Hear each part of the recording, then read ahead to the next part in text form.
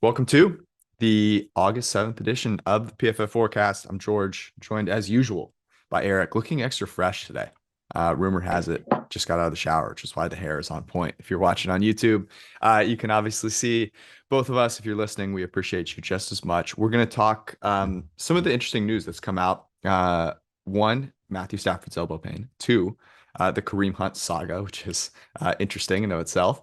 We're going to recap the Raiders-Jags game because that definitely deserves a recap. That's going to be very short, don't worry. We've got some strategy for betting the preseason, plus any week one bets that we think you should make now, and a great debate. Who's the better wide receiver, Justin Jefferson or Cooper Kupp, and slash another young player that has been in the news with Justin Jefferson. So it's going to be a fun podcast. We'll close it out with recommendations. Let's rock.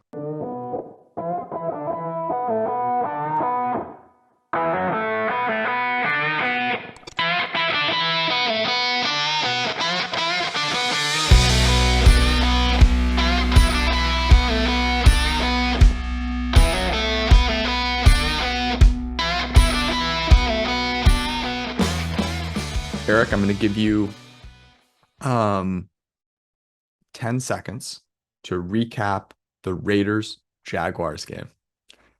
On your mark, get set, go.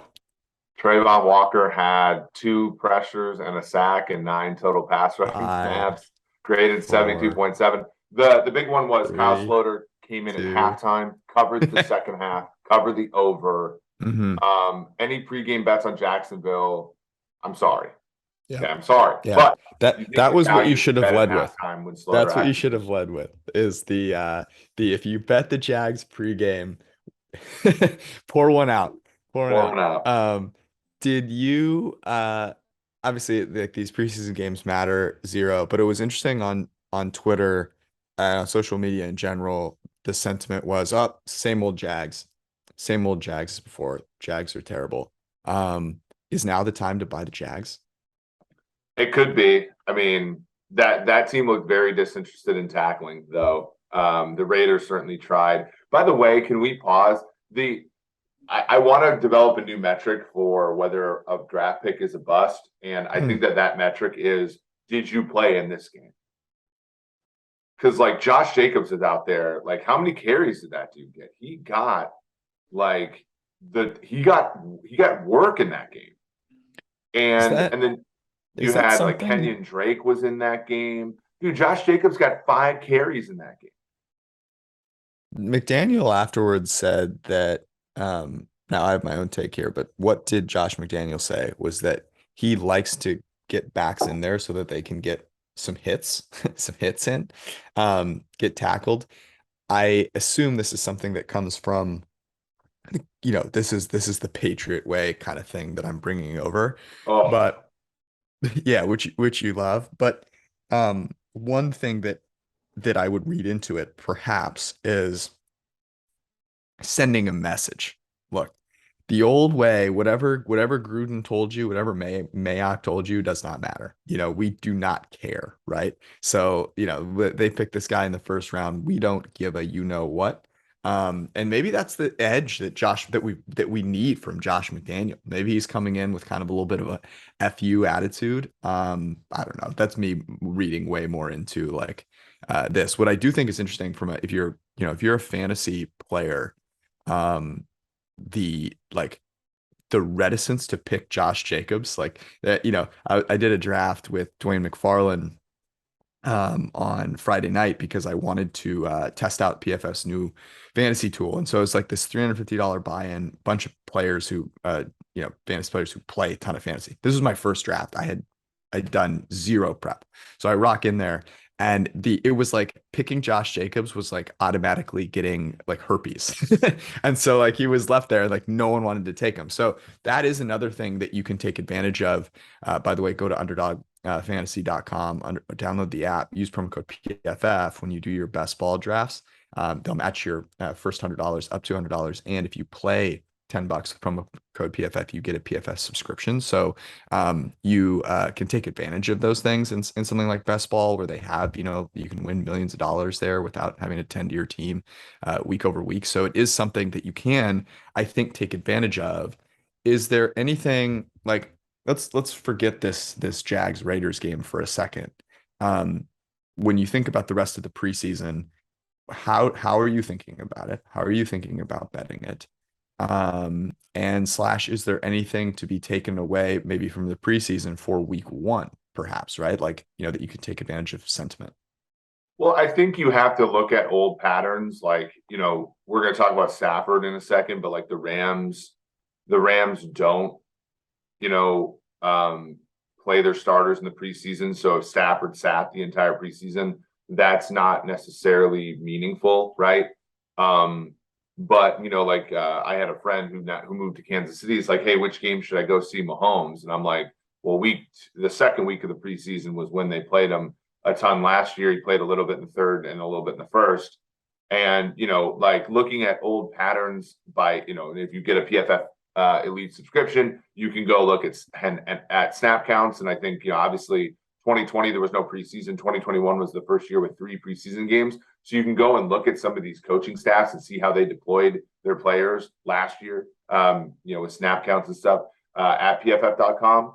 But if they deviate from that, that's a big deal, right? I mean, I Mhm. think if you're looking at, hey, Patrick Mahomes is playing 32 snaps in this game, in the second game, and, the 3 wide receivers that open up and play the whole time are Juju, MVS, and Hardman, then the Sky Moore hype is not Mhm. necessarily going to, materialize the way that it is in camp. You know what I'm saying? Like, I Yep. think that it's that kind of thing where like we're all looking at Tua in camp or whatever, or we're all looking at Romeo Dobbs from the Green Bay Packers is flashing and like all this kind of stuff. If it doesn't materialize into reps in like in the preseason games where players, are supposed to be sort of like repping it through, then that's a problem. There are other like little stuff like who's going to make the team and stuff. You kind of want to look at special teams where like if a player is on the punt team in the second or third preseason game, they're probably making the team Mhm. because that's like Mhm. one of those weird like weak link things. So there are a number of ways you can look at the preseason that way. As far as betting it, I think that it's like a little bit, you have to be careful. So I have a friend who is in the betting space who told me, is like, look, Calgary has tons of COVID. Bet Ottawa this week in CFL, and the number did go from 6 to 4.5. Ultimately, like that never materialized. It closed 5, and and you're stuck with like a bad bet, right? In many cases, preseason that's what everything is, right? People are like, hey, I heard through the grapevine that the Patriots are playing everybody, or I heard that the Browns are playing Watson. There was the one with like Trubisky playing the Bears, and it's like Trubisky's playing this whole game and he's trying to stick it to the like that kind of informational stuff is, obviously when it's right, it's great, and it's like exactly what you should bet this time of year. But when it's wrong, like you're stuck, hanging on to a ticket that isn't great, right? So you can try to handicap these games. I try not to for the most part. But you can also use some tried and true methods. We're going to write an article on the site this week about teasers. You can also just use the mathematical properties of football to get yourself some plus EV plays, assuming your book offers them. The teasers are out there to be had, right? I mean, just to give a quick spark notes on this, the key numbers, and I actually had someone, we talked about teasing through zero last week as a bad thing to do, and had someone hit me up in the DMs, hey, can you explain this a little bit? And so, the idea here is when you tease, you pick a couple of games and you get 6 points added to whichever to both sides. So you go, okay, well, where are those points valuable, right? Because the more, not all points are created equal. Not every game lands with a difference in score equally across. And what do I mean by that? More games end with a score difference of 3 than with a score difference of 2 or 4. So if you can pick up those really important numbers, and the most important ones are 3 and 7, then you give yourself the best chance, right, of winning that bet, right? In other words, those numbers go from a bet that you would lose to a bet that you would win, and you want those on your side. So if you think about how do you cross 3 and 7, when you have 6 points, you want to go from 2, right? Or 1.5 or 2 or 2.5 to get you across those numbers. And so you look at the preseason and there are a ton of those, right? So the Lions are plus 2.5 against Atlanta. The Cleveland Browns are plus 1.5 against Jacksonville. The Patriots are +2 against the Giants. Cardinals plus 1.5 against the Bengals. And all of these totals are 33, 33 and a half. So that's the other thing that you always mention, which is really good point. The lower scoring the game, the less likely a really wide margin of victory is to be had. And I think people can make that reasoning pretty intuitive, but it's obviously mathematically proven as well. And so the lower scoring the game, the better a teaser is for you. And why don't you tease through 0? For exactly that point. If you go through 0, it's very hard for you to pick up 3 and 7. In fact, you can't pick up both numbers if you go through 0. And by the way, ask yourself how many times a game ends with a score difference of 0, and you'll find that picking up that number is not particularly valuable for you.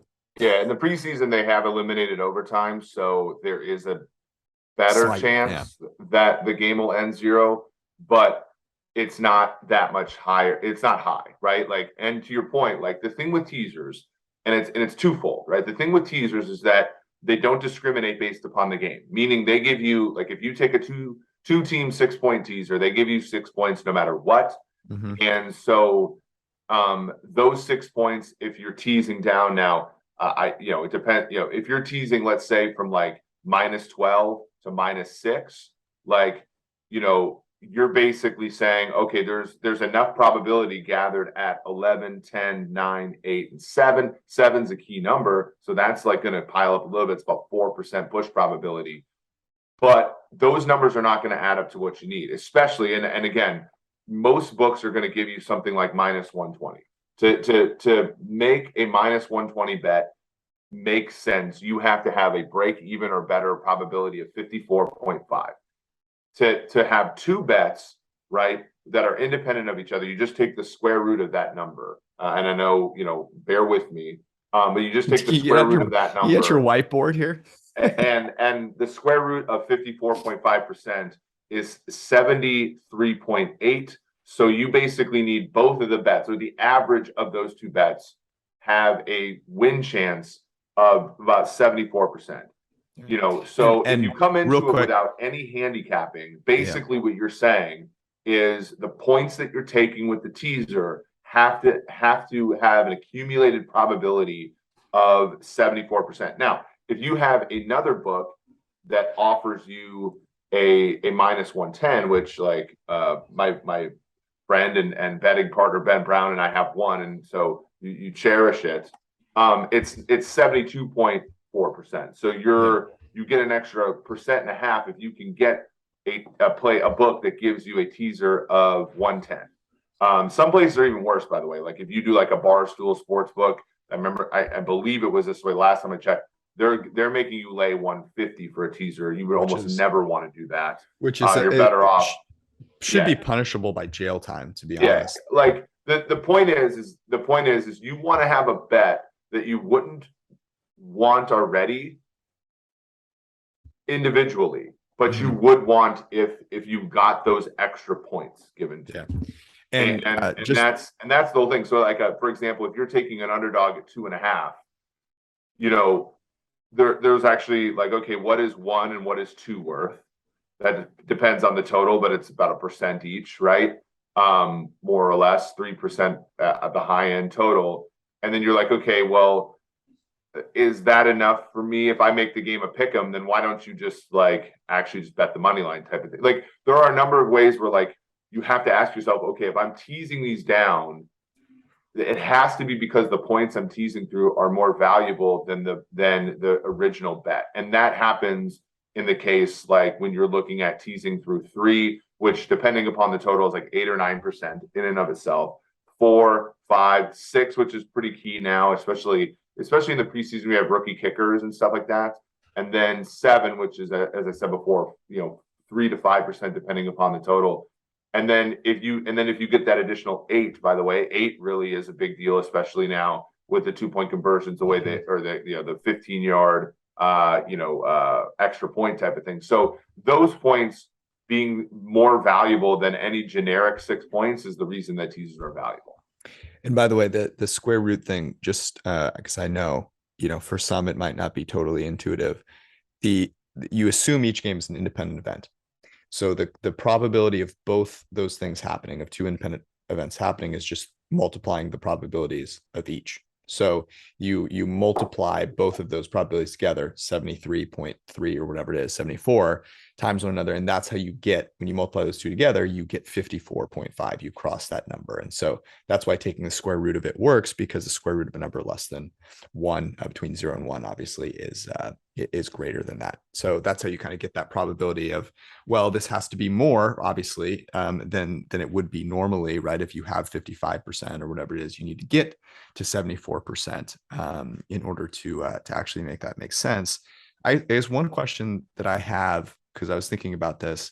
This seems like a relatively easy thing for sports books, trading desk to like make an adjustment to, right? Where it's like, oh, is this crossing? Like, just ask, the kind of, before you return a price, just ask whether which numbers this is crossing, and then give it a different price.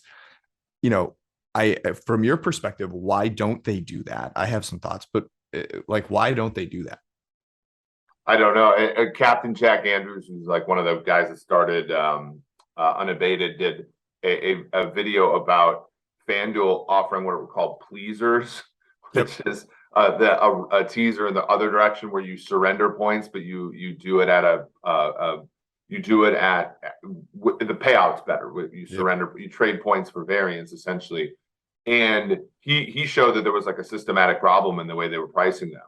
And FanDuel figured it out eventually, right? Like, I just think they figured it out because they put in and they implemented like a fix into their algorithm. I honestly just think it's because, here's a few reasons why.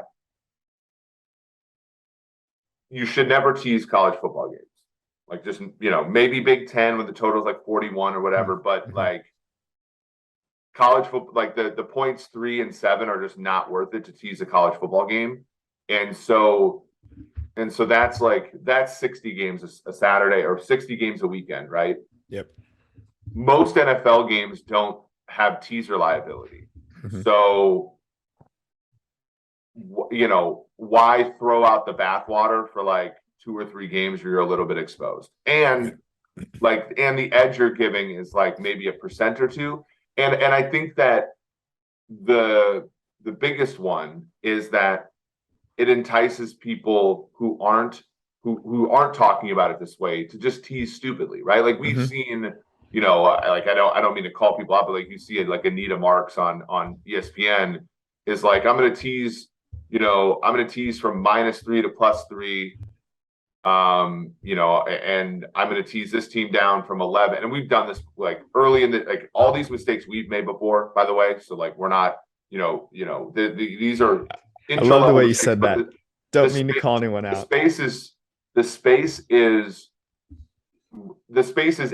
young enough where some people haven't made these mistakes before. They haven't thought it through deeply. And this is important. Content creators care more about their record than they do about their bankroll.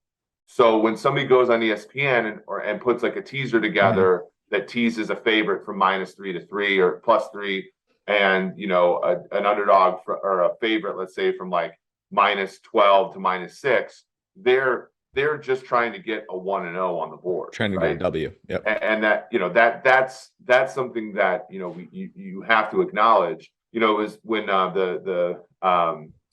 what was the Michael Schwimmer's thing, that tout service that came out before 2019. I know what you're talking about, but Jambo's tweeted. Jambo's had an offering to their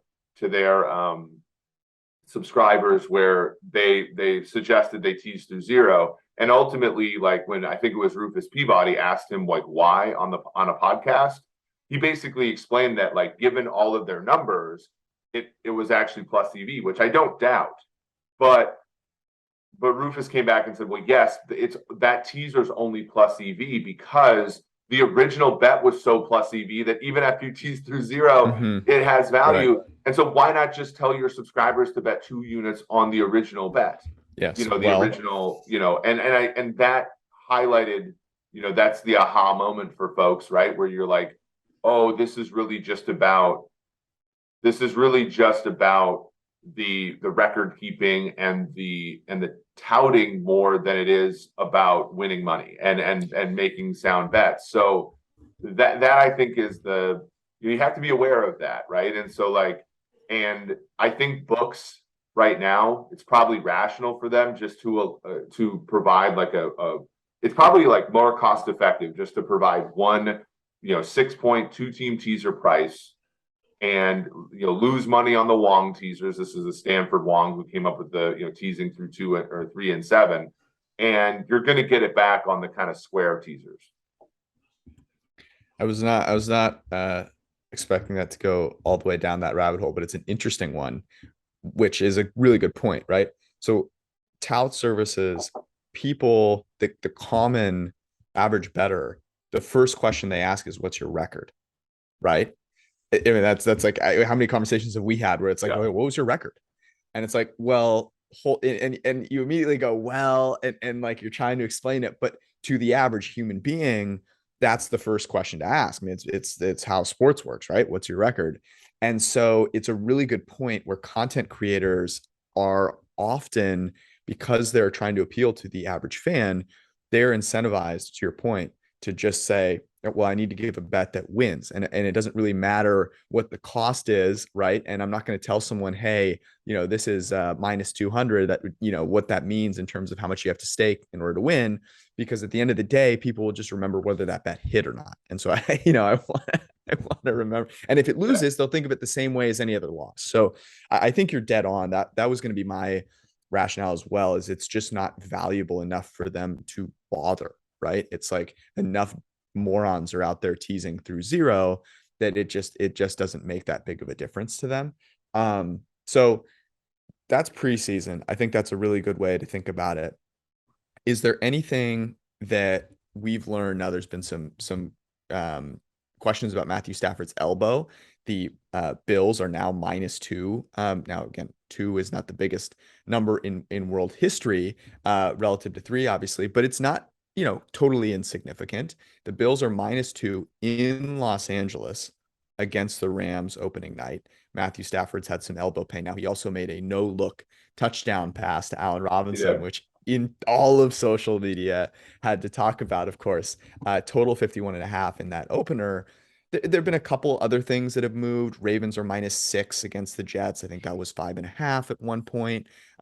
You're seeing, some small moves here or there. Our Lions +4. I think they were 4.5 for a little bit there. Is there anything that makes sense to kind of jump on from your perspective for week 1, because the narrative or the line you think will shift by the time we get there? Yeah, I mean, and by the way, this Rams, they were -1. It's now, on the open, it's now -2 for Buffalo. It's not that much, but it's significant. It's not that much, but it's enough to sort of indicate that folks are laying it with Buffalo a little bit. The total 52.5, now 51.5. So that's the 50. If it got under 51.5, I think that you'd be looking at better, saying, okay, I think the Rams are going to kind of play it safe. Stafford kind of Stafford kind of threw it. Like, he didn't throw out his arm last year, but you know what I'm saying? Like, he threw a lot of footballs. And so I think, do they play it safe there? Does it really matter for the Rams to have to beat the Bills? Because, we know that NFC record is one of the key tiebreakers after original record and, all that kind of stuff. The game probably means more to Buffalo. I think about, back in the day when another 4 seed. Does it though? Remember when another 4 seed, the Ravens, faced Denver, a team that they upset on the way to the Super Bowl, and Peyton Manning threw 7 touchdowns on opening night. He's just like, we're the best team in the AFC. But like that, the Buffalo Bills are on like a mission. I think the Rams, it's not that the Rams aren't, but it's different, right? But when you look at this, there's one that I think I really like, and I hate this because I know it's going to feed into the people that think we're really loving this player and we're being unfair to all the other players. Lay the 6.5 with the San Francisco 49ers against the Chicago Bears. The Yes. Bears are horrid. And the Niners, by the way, you can also tease that game down to -0.5, right? So you're teasing through 6 and 3, which isn't quite as good as obviously down, but that total is 42, which Yep. means that 6 and 3 are more valuable than, with the for example, Bills Rams, Yeah. that game is at 52. So all those points are spread out a little bit. That's the game that I'm looking at right now that I really like. I know Because road favorites are not great, but that's like, I think that the Niners come out week one and they do even more than the talent difference between those two teams, which is immense. it also may be the case.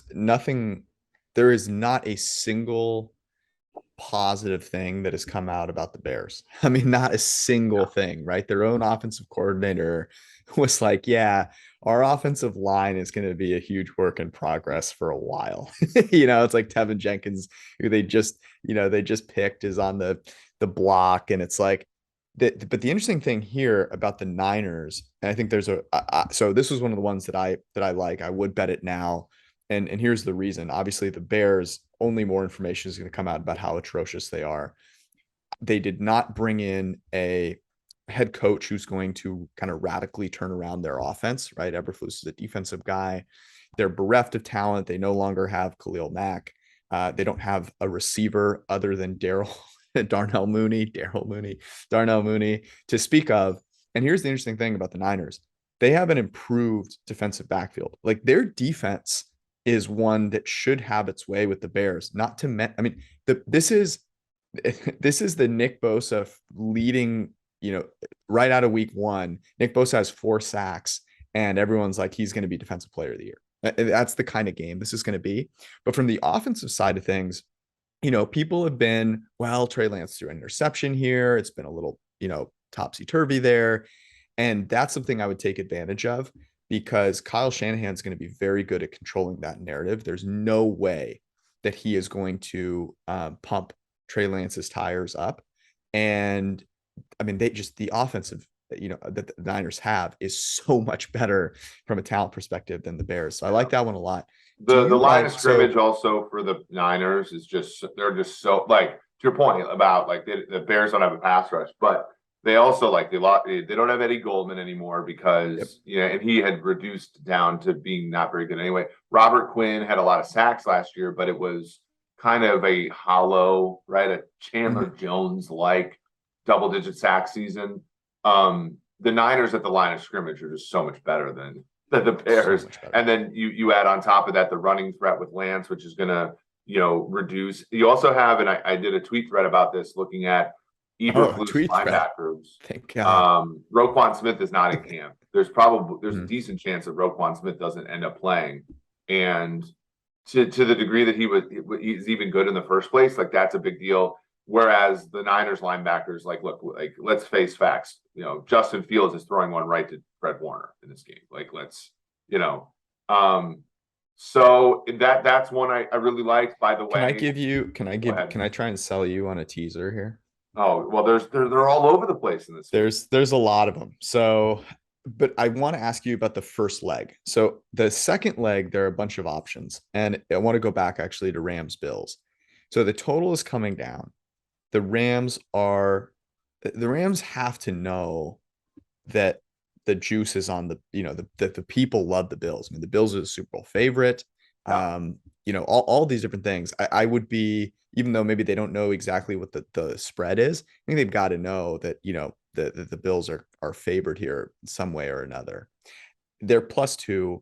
They're the defending Super Bowl champions. If there's ever going to be a situation where the Rams are able to get people into their stadium, this has got to be it. And you have Aaron Donald, Jalen Ramsey, Matthew Stafford, Cooper Kupp, Allen Robinson. You have veterans on this team, right? It's not a young team that is not kind of aware of the spot that they are in their life cycle, right? They know that, they probably don't have that many years left together. And it's not, I don't expect them to come out flat that, after winning the Super Bowl kind of thing. So that is that first leg. I like teasing the Rams from +2 to +8, even at that high total, and then pairing it with a bunch of different games that have lower totals where you can tease through 7 and 3. So, This let me is get your take on that first leg. Yeah, so there's a lot of appeal to this. I would probably, given the total is 52, I'd rather wait until it's 2.5 because I want that 8. I And want do you the think it'll get there? Yeah. I Okay. mean, I think it's either going to get back down to Rams. It's either going to get back down to a pick 'em if everything's good about Stafford, Well, that's kind of or my it's going to take. get out Yeah. to 2.5. But I think with the total being 52, you really need that 8. You need that 8. Mm, And but to your point, like, here's a secondary part of teasing that game. You have it open, right? So what I really like, and again, no one cares about the CFL, blah blah. But what I like about the CFL is every game is standalone. So if you mhm, tease those games, you had, like yesterday, I had a situation where I had one of the teams +7.5 and another of the teams -2, and it's mhm, like you have this fat middle because, and you mm. can set that up, right? So let's say you had, and you have to commit to these bets. Like, you can't just like leave it open in most cases, right? But Yep. let's say you took Rams +8.5. Let's Mhm. assume on Thursday night. And then you paired it with, and you can go all the way down the list. So you can go New England +8.5. You could go Bengals -0.5, Niners -0.5, Colts -2, Vikings +7.5, Titans -0.5, or all the way to Dallas +8, right? That's what, we're giving away some of the story here, but those are all the teasable lines in week 1. Yeah. If you have, like, let's say you make that bet and the Rams cover that number, then you have all of these opportunities to middle these games, Yep. right? You can then take the 6.5 with the Bears. You can then take the Yep. 6.5 with the Steelers. You could then, take the +8 with Houston if you're insane. You can lay the 1.5 with the Packers, take the 6.5 or lay it with Tampa. Like, you can do all that. The risk, of course, is that if the Rams bet loses, all these other bets are dead, right? Like, Dead. Yep. so that's kind of like, but when the games are staggered like this, that changes kind of like the game theory of this, because if conditional on winning that bet, you have a fair amount in the way of value on the rest of your card. So yes, I think you make all of those points, and my hypothesis would be that as we get closer to game time, the stuff about Stafford, he'll rest, he'll be ready to go. I mean, it's August. We have a month until that game kicks off, a month and a day. So I'm not worried about Stafford there. And I do feel pretty good about that offense, with Allen Robinson now in there. So that's kind of my thought. Is I actually don't know if it'll get to 2.5, and I want to have something on that game. So this is that's kind of the best way for me to think about it in terms of getting something I feel good about. I like the Colts -2, certainly. But I think my favorite one, Eric, of the teasable games is the Patriots +8.5 in Miami, total 45. And there are a lot of things that I don't like about the Patriots this year. I feel like they might be one of the least talented Patriots teams that we've seen in a while. I'm nervous about their defensive backs, certainly. But are you really going to bet on Tua blowing out Bill Belichick's defense in week 1 with all these new pieces? And the No. answer to me is no.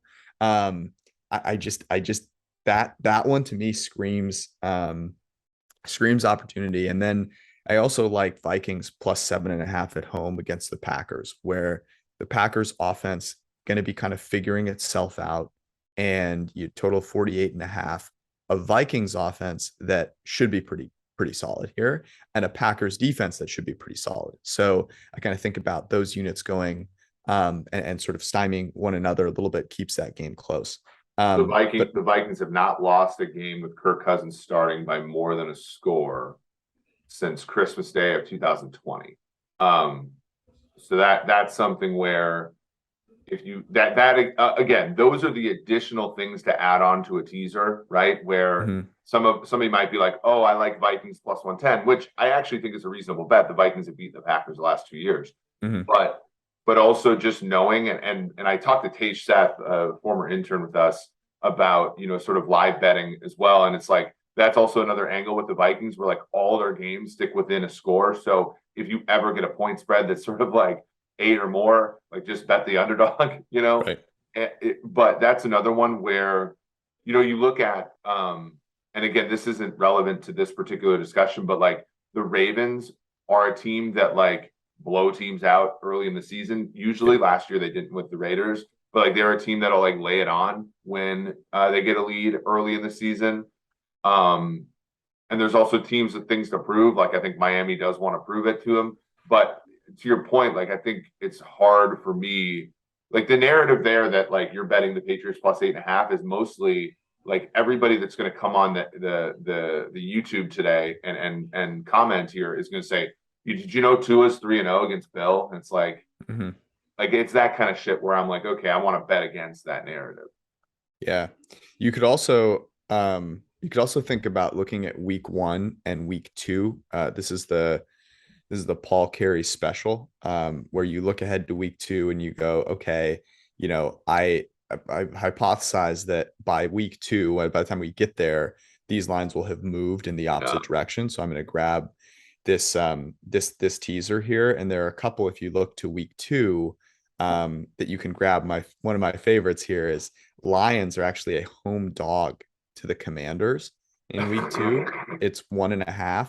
You get that out to 7.5. I mean, By the Dan way, has Wentz been a priv in training camp? It sounds like he's been a complete sounds like priv. he's been really atrocious. And all I mean, you listen to Dan Campbell speak for 10 Oh, seconds and tell me that that team is going to lose a lot of games by multiple scores. The answer is just hell no. I mean, that yeah. guy, that guy could be down 40 and he's going to be giving 110%. By the So, way, I like that.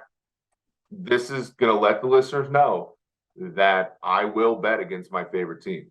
The Chiefs are minus 3.5 on that first Thursday night mm, against the first Amazon Thursday night football game. Our yes, friends Fred Godelli, Kirk Herbstreit, and Al Michaels. The Chargers 3.5 point underdogs. it's 3 on DraftKings, by the way. Yeah, So I yeah. think Well, that, so okay, so that's my point. Is I've seen it 3 everywhere, and now I got this rogue PPH that's offering 3.5. I have to take it, right? mm-hmm, I mean, the absolutely. Chargers, like, I love the Chiefs, and I'm super pumped about all like the cool news about Sky Moore and like Joshua Williams and all that stuff. 3.5 is too much here, right? Like it's ridiculous. I'm with you there. That's going to be a fun game, by the way. Yeah, Total I mean this 52.5. league. Think about this: the pleasure of this first week. We have Bills Rams is going to be amazing. Yep.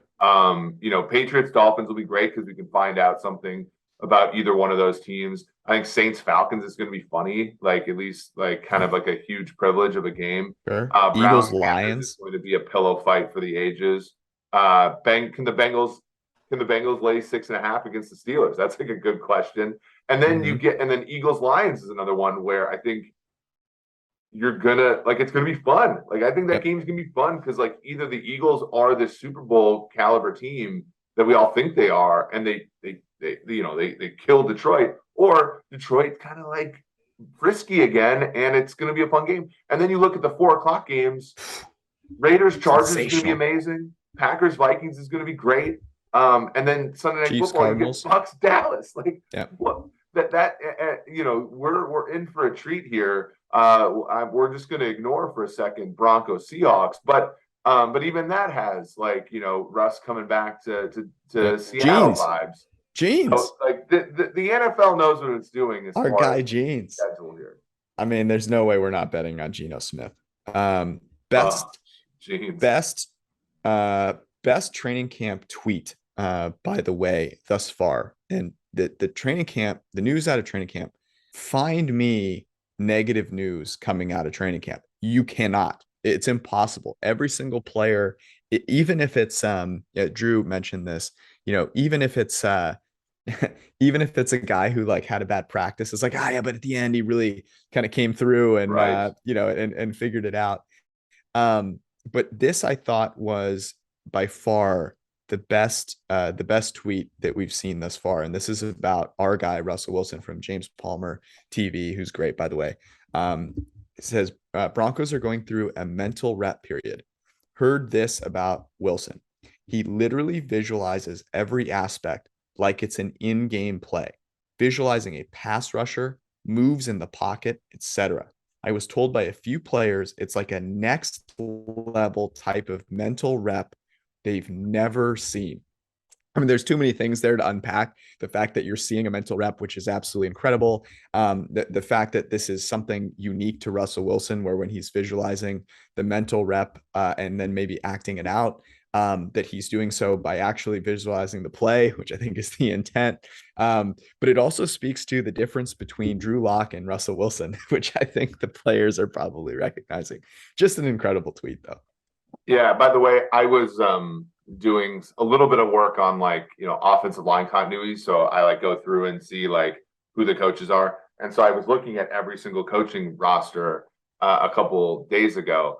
And I came about like, by the way, Nathaniel Hackett just like he kind of looks like he, you show up to like a funny bone in like Columbus and he's like the MC kind of guy. Yep.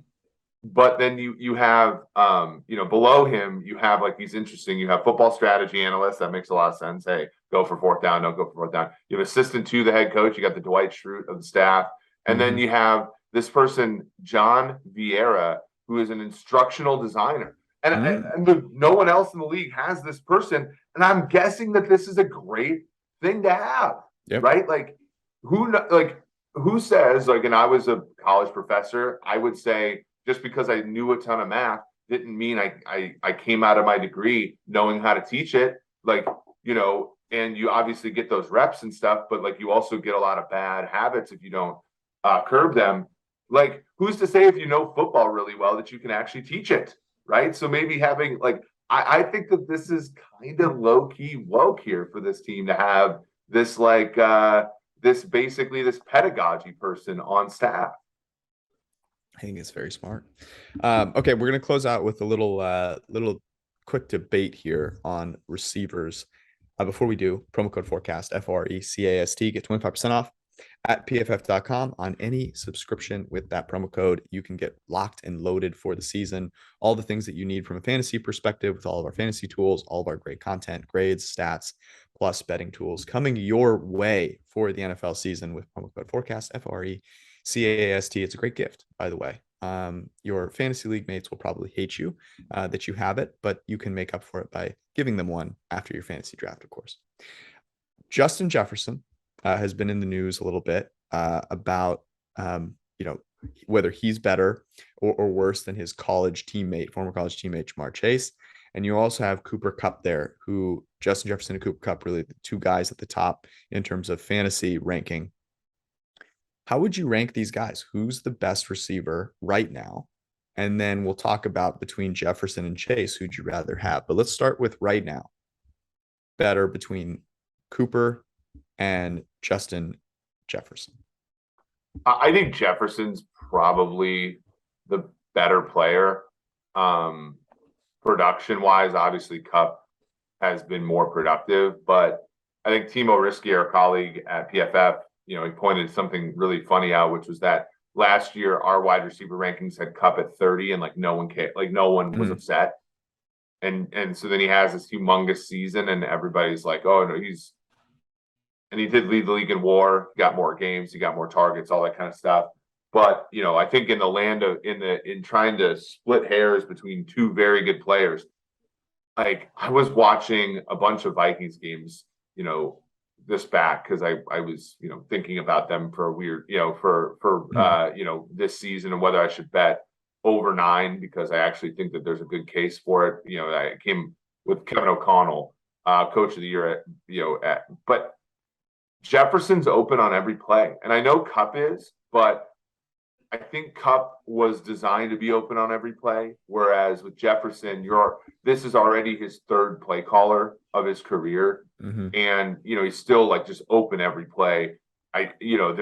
Kirk certainly will throw him the ball, but the guy is just like an absolute menace out there as far as I don't know if you can cover him one on one, and I don't think it matters where he lines up, and so will he ever be as productive as Kupp? I don't know. I don't think, and I think this is where what separates Stafford and Cousins is like I think that they're sort of on average an equal player, but what'll separate Stafford is like the willingness to lead the league in interceptions, right? And Mm-hmm. and the confidence and the aggressiveness it takes to have some bad games. Whereas like I don't think Kirk, the way he is, he's just like kind of not willing to throw those interceptions. And as such, he's just not going to take as many chances. And so it's remarkable that Jefferson has put up what he's put up with a quarterback who isn't as aggressive. So I think Jefferson's better. I think Chase, when you look at, and this is something if you look at our Sloan paper, just Google me and George's name and Sloan, like we built a metric about like how good of a deep player, a wide receiver is. And Jamar Chase had the best outcome of any player in our database. Mm-hmm. Basically Jamar Chase last year, if you look at how he played, he ran the equivalent of a 4-3-1 on deep routes. You look at Justin Jefferson and it's more like a 4-4, which is still really good, really top end.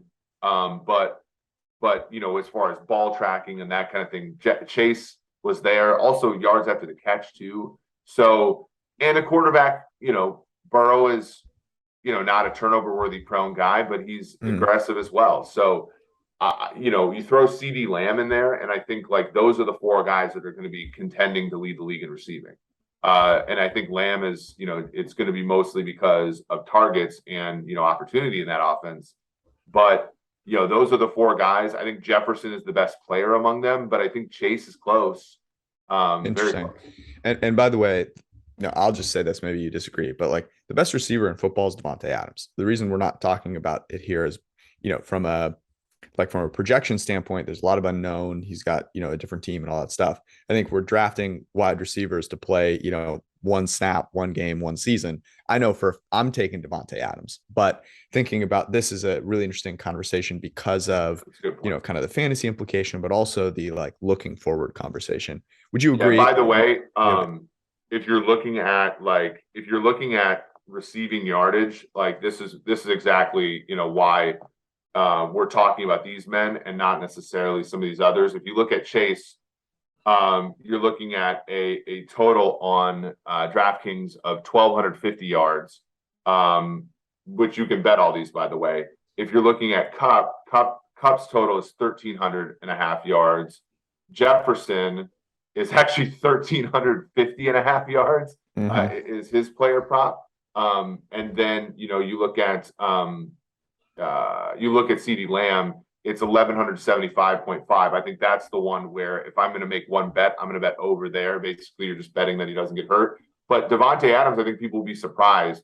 His number's only 1,200 yards and a half a yard. So, like Adams is projected for a full 150 yards less than Justin Jefferson because of a few reasons. I think people believe that you're going to have the Renfro, you're going to have the Waller, and you're going to have some regression. Like I think Adams right now, you can make the case that he's the best receiver in all of football, but we also have the gravity of like the history of every wide receiver that has left the Green Bay Packers and gone somewhere else. And I think we all believe Adams is different, but we believe we believed it about everybody like Greg Jennings and Jordy Nelson. And I know they weren't in their prime, but like there is some support for the fact that Adams might not end up being like the statistical god that he's been before. That's a good point. Okay. So the Kupp versus Jefferson one, a couple of things that I agree with a lot of the things you're saying. It's so the big difference for me when I look at their data. Justin Jefferson average depth of target of 14 yards down the football field. Cooper Kupp at 8.8. And that's I think the difference for me is Justin Jefferson. I actually think of these three is the most complete of any receiver. He's getting open kind of across that entire route tree. He can beat you deep. He can beat you intermediate. I mean, he was an intermediate, assassin last year. That's why his average depth of target is so deep. But even so, might not be thought of as like that deep threat that Ja'Marr Chase is. That's where I'll separate it a little bit. And I think the cool thing about these two is that we will see this year what Jefferson looks like in a scheme that Kupp literally just played in, right? And we'll be able to compare them a little bit more. And I think we'll see in that situation Justin Jefferson do some things that Cooper Kupp simply couldn't do deeper down the football field. Cooper Kupp, obviously amazing. I'm not trying to say that he wasn't. He was the second highest graded receiver last year. Like, dude is insane. Ja'Marr Chase is interesting because, to your point, so just as deep of an average depth of target as Justin Jefferson. But the thing that he does that Jefferson does not is he catches passes short and then breaks tackles and still scores touchdowns. It's reminiscent to me of the last guy that I've seen do that kind of thing was a young OBJ, where he would take a slant and he's gone. And the evidence there is obviously really easy to see, but I think a couple stats that bear that out.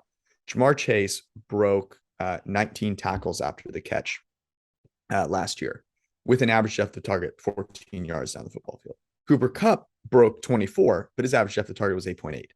Justin Jefferson, who had that same average depth of target, broke just 9. Now, that's not to say he's not a good receiver, but I think it highlights what Ja'Marr Chase has, which is both speed that gets you deep and speed and wiggle that manifests itself at shorter yardages.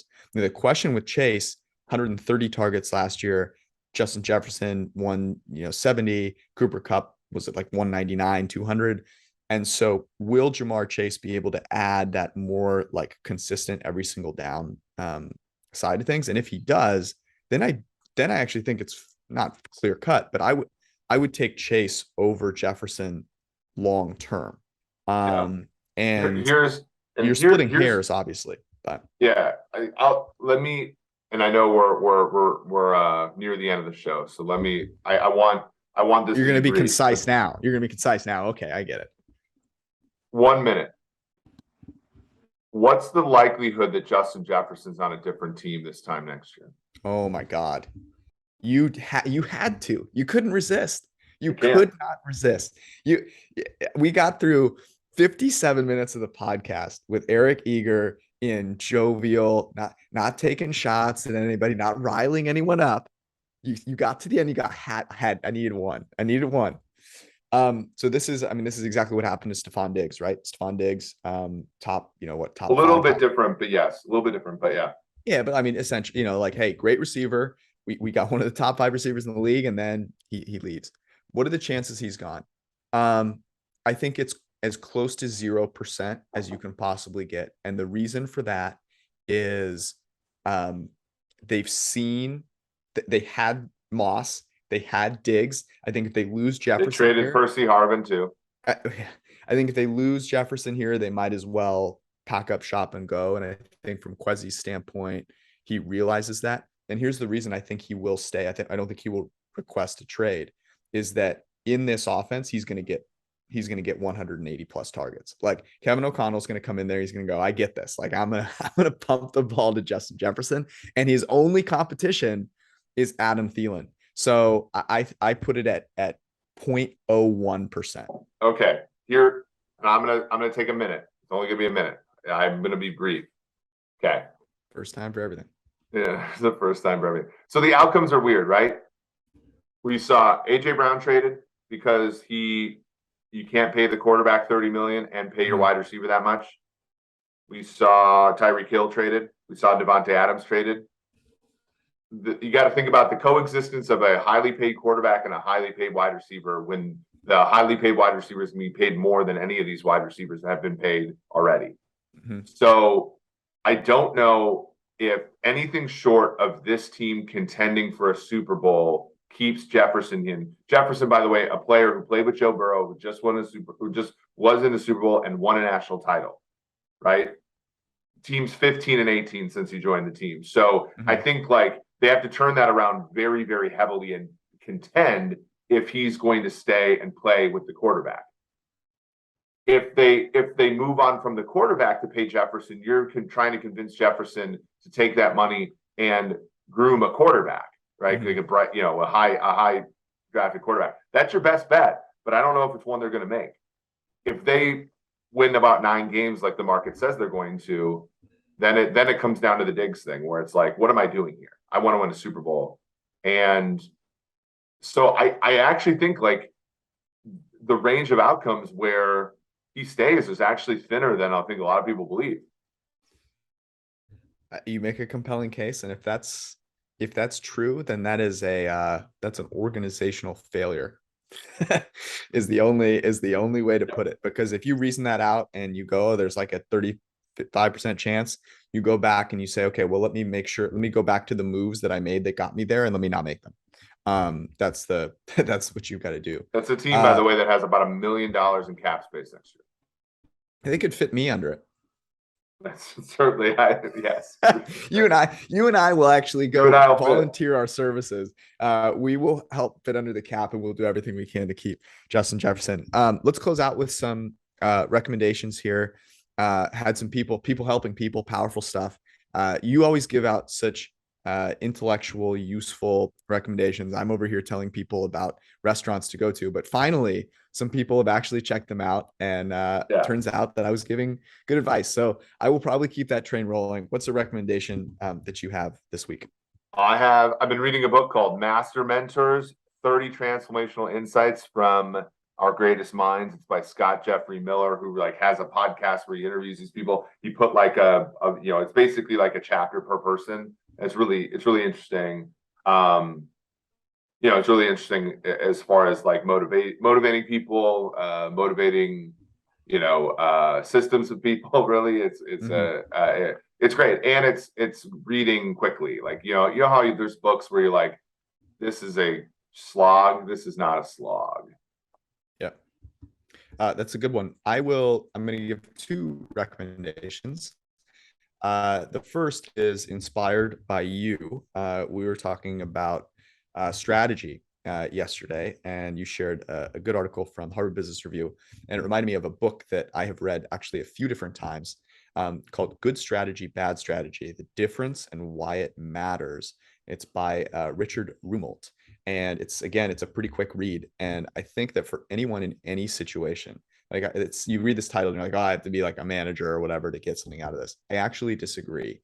I think that it's valuable for you no matter what you're doing in life, because having a good strategy or whatever you're trying to do and accomplish is better than a bad strategy. And it opens it up in a rather simple way. So that's my educational recommendation. And then I'm going to continue with the restaurant recommendations. I had a bunch in San Diego that people have leveraged, a couple in LA. I'm in Northern California right now, and I'm going to give a recommendation here. I generally have not had a lot of success in this area with sushi restaurants, but I did have one that I found here. It's in Menlo Park, so I don't know how many people actually live in this area, but it's called Kyosho, Kyosho. It's a tiny little place. They get incredibly fresh fish from like Japan every morning, and all the rolls there are absolutely dynamite. It's incredible. I highly recommend it. So that will be my restaurant recommendation. For look at that. Yeah. Look at that. One thing I'm going to miss with you in California so much is you not so much like we would go out to eat fairly often, but I'd always think a little bit about like, would George endorse this?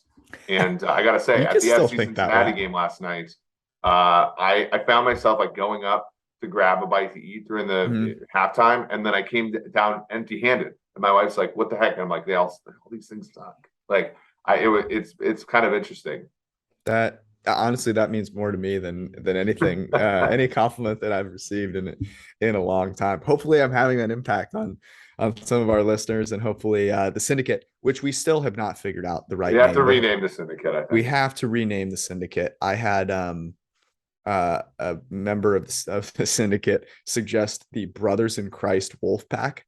The I don't know how I feel about that. I feel like we're also going to get blowback for that because obviously either like people don't get the joke or they feel I excluded don't think because I don't think it can be the Brethren in Christ. I no. got to be honest. I think we have to be more inclusive of other you know of other Yes. faiths or no faiths.